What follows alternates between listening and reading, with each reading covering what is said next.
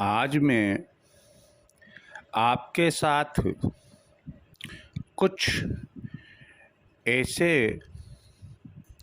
अनमोल विचार शेयर करूँगा जो आपके भाग्य को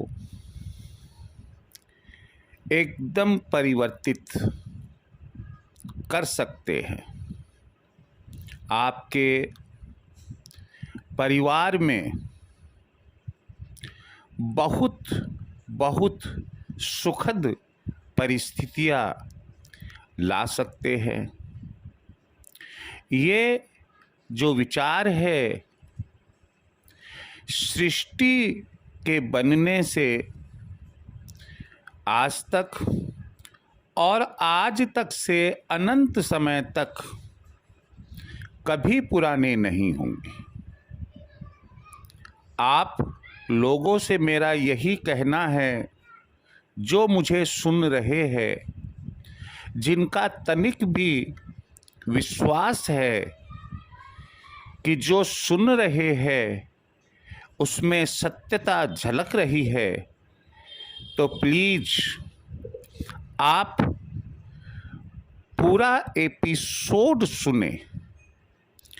एक एक शब्द, एक एक वाक्य आपकी, आपके परिवार की, आपके बच्चों की सुखद जिंदगी के लिए है, आगे बढ़ने के लिए है। और ना मालूम कौन कौन से रहस्य इन शब्दों में, इन वाक्यों में छुपे हुए हैं। मैं ज़्यादा समय ना लेकर अपने विषय पर आऊँगा। संभव है थोड़ा सा लंबा समय खींचे, ज़्यादा समय लंबा नहीं लेंगे, थोड़ा सा लंबा समय लगे। अगर आप धैर्य रखेंगे तो सिवाय पाने के आप खोएंगे कुछ भी नहीं।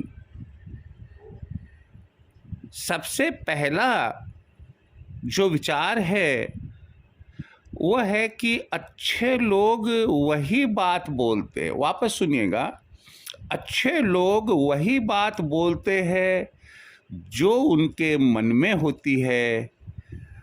अच्छे लोग जो बोलते हैं वही करते हैं। ऐसे पुरुषों के मन, वचन व कर्म में समानता होती है। कितनी सुंदर बात है। अगली बात, किसी व्यक्ति के, इसमें व्यक्ति में पुरुष, स्त्री, वृद्ध, बालक, बालिकाएं सभी है। किसी व्यक्ति के बर्बाद होने के मात्र 6 लक्षण होते हैं। पहला नींद, दूसरा गुस्सा, तीसरा भय, चौथा तंद्रा, पांचवा आलस्य और छठा जो आजकल देखने को बहुत ज़्यादा मिलता है, काम को टालने की आदत। अगला विचार है, जिन लोगों के पास, देखिए बहुत ध्यान से सुनिएगा आप इस विचार को, इन वाक्यों को। जिन लोगों के पास विद्या, तप, दान, शील, गुण और धर्म नहीं होता। क्या क्या नहीं होता? विद्या, दान, तप, शील, गुण और धर्म नहीं होता। ऐसे लोग इस धरती के लिए बोझ है, भार है और मनुष्य के रूप में जानवर बनकर घूमते हैं। यानी कि विद्वानों का मानना है कि जिनमें ये तत्व विद्यमान नहीं है, ये कारक विद्यमान नहीं है, ये लक्षण विद्यमान नहीं है, ऐसे लोग मनुष्य होते हुए भी पशु तुल्य ही होते हैं। चलो अगला विचार सुनते हैं। निम्न कोटि के लोगों को निम्न कोटि के लोगों को सिर्फ धन की इच्छा रहती है। ऐसे लोगों को सम्मान से मतलब नहीं होता। समाज में आज शायद मुझे ऐसा लगता है कि संख्या इनकी ही ज़्यादा बढ़ती चली जा रही है। निम्न कोटि के लोगों को सिर्फ धन की इच्छा रहती है। ऐसे लोगों को सम्मान से मतलब नहीं होता। एक मध्यम कोटि का व्यक्ति जो एक मीडियम कैटेगरी में आता है, एक मध्यम कोटि का व्यक्ति धन और सम्मान दोनों की इच्छा करता है। वहीं एक उच्च कोटि के व्यक्ति के सम्मान ही मायने रखता है। जो फर्स्ट ग्रेड में व्यक्ति आता है, पहली श्रेणी में आता है, जो उच्च कोटि का व्यक्ति होता है, वह केवल सम्मान की इच्छा रखता है। सम्मान धन से अधिक मूल्यवान है। सुन लो क्या कि सम्मान धन से अधिक मूल्यवान है। अगला विचार है, हमारे पास जितने प्रकार का धन है उनमें सबसे श्रेष्ठ कौन सा धन है? इस संबंध में है क्या? जिसे न कोई चुरा सकता है, न राजा छीन सकता है, न संभालना मुश्किल है, न भाई लोग इसका बंटवारा कर सकते हैं, और ऐसा धन खर्च करने से बढ़ता है। तो फिर आप सोच रहे होंगे कि ये धन कौन सा है, मुझे भी कमाना चाहिए, मेरे पास भी होना चाहिए। यह धन है हमारी विद्या। हमारी विद्या जो सभी धनों से श्रेष्ठ है। विश्व में जितने भी प्रकार के धन पाए जाते हैं उन सब में श्रेष्ठ विद्या है। अगला विचार, यदि हम एक राजा और विद्वान दोनों की तुलना करना चाहे तो एक राजा तो केवल अपने राज्य में सम्मान पाता है। राजा और विद्वान की तुलना करने पर राजा केवल राज्य में सम्मान पाता है, परंतु एक विद्वान हर जगह सम्मान पाता है। अगला विचार है मनुष्य का, किसका? सुनो, मनुष्य का सबसे बड़ा शत्रु आलस्य है। मनुष्य का सबसे बड़ा मित्र उसका परिश्रम होता है, क्योंकि परिश्रम करने वाला कभी दुखी नहीं रह सकता।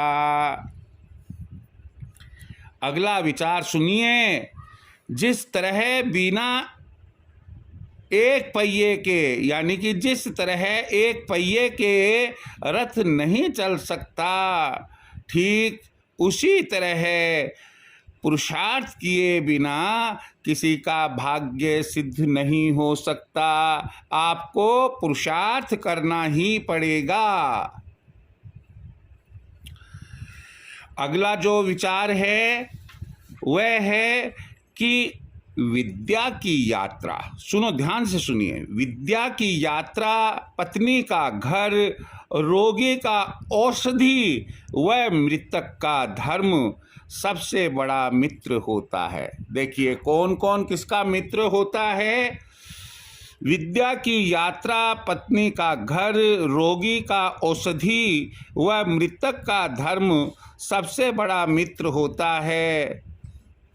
अगला विचार है बिना सोचे समझे आवेश में, यानी कि गुस्से में, क्रोध में, बिना सोचे समझे आवेश में कोई काम नहीं करना, कोई काम नहीं करना चाहिए, क्योंकि विवेक में न रहना सबसे बड़ा दुर्भाग्य है।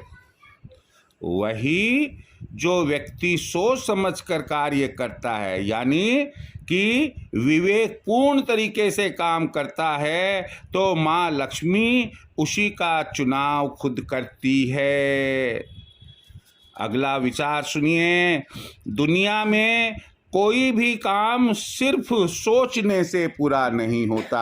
आजकल के जो बच्चे हैं, जो युवा वर्ग है, सोचते तो बहुत कुछ है, प्लानिंग तो बहुत कुछ बनाते हैं, लेकिन सुनो, दुनिया में कोई भी काम सिर्फ सोचने से पूरा नहीं होता, बल्कि कठिन परिश्रम से पूरा होता है।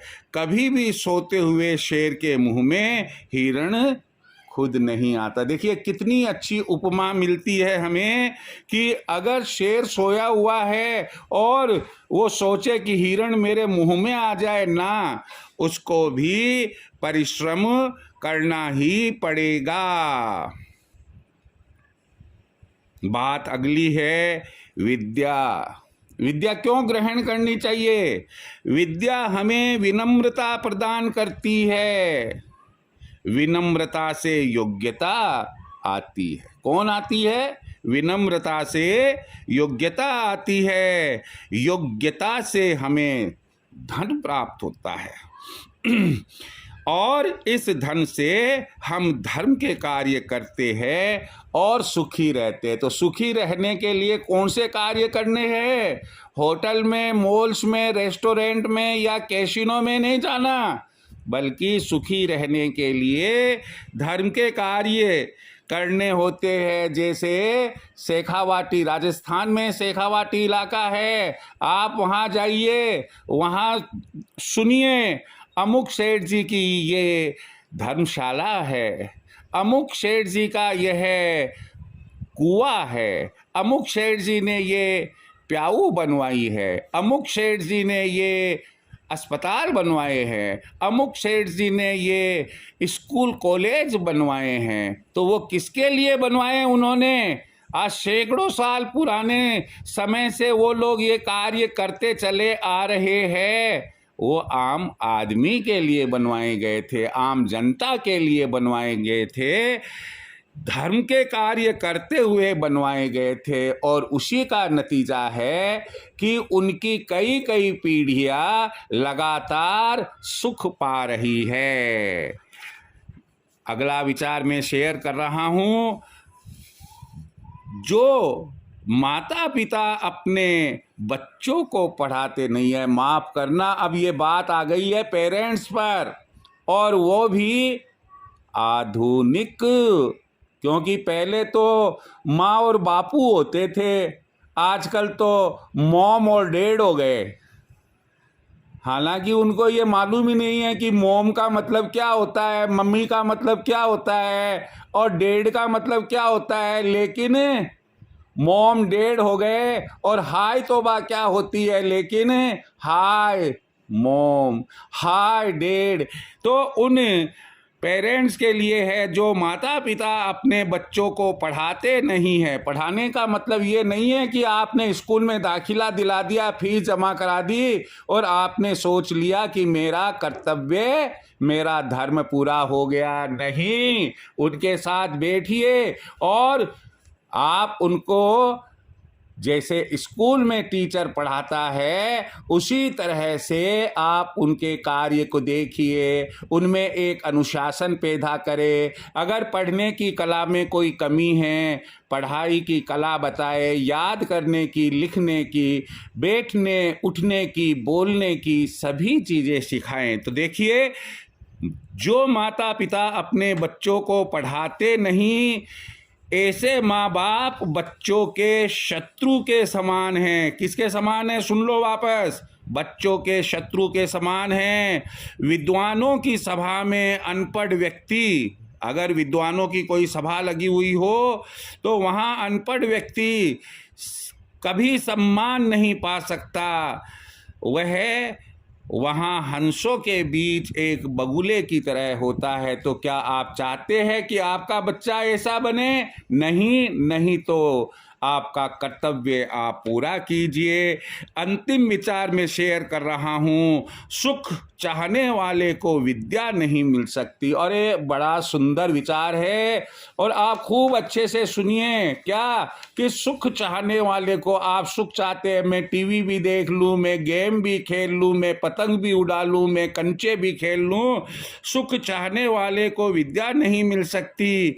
वहीं विद्यार्थी को सुख नहीं मिल सकता। यदि आप विद्या ग्रहण करना चाहते हैं तो उसे विद्यार्थी समय में सुख नहीं मिल सकता। इसलिए सुख चाहने वालों को, जो सुख चाहते हैं, सुख चाहने वालों को विद्या का, और विद्या चाहने वालों को सुख का त्याग कर देना चाहिए। अगर मेरी इन बातों को आपने ध्यान से सुना, इन विचारों के ऊपर आपने अमल किया, तो मैं 100% कह सकता हूँ कि आप जीवन के इस संघर्ष में कभी मात नहीं खाएंगे। हम हमेशा अपने माता पिता, समाज और देश का नाम रोशन करेंगे, खुद सुखी रहेंगे और आस पड़ोस, समाज और देश को भी खुशहाल करेंगे। मुझे ऐसी उम्मीद है कि आपने पूरा यह एपिसोड सुना है। यदि अच्छा लगा हो तो सब्सक्राइब, यदि अभी तक नहीं किया हो तो सब्सक्राइब करें चैनल को, और विचार अच्छे लगे हो तो अपने अच्छे मित्रों को, दोस्तों को, अपने बच्चों को, अपने रिश्तेदारों को शेयर करें। इसी उम्मीद के साथ जय श्री कृष्णा।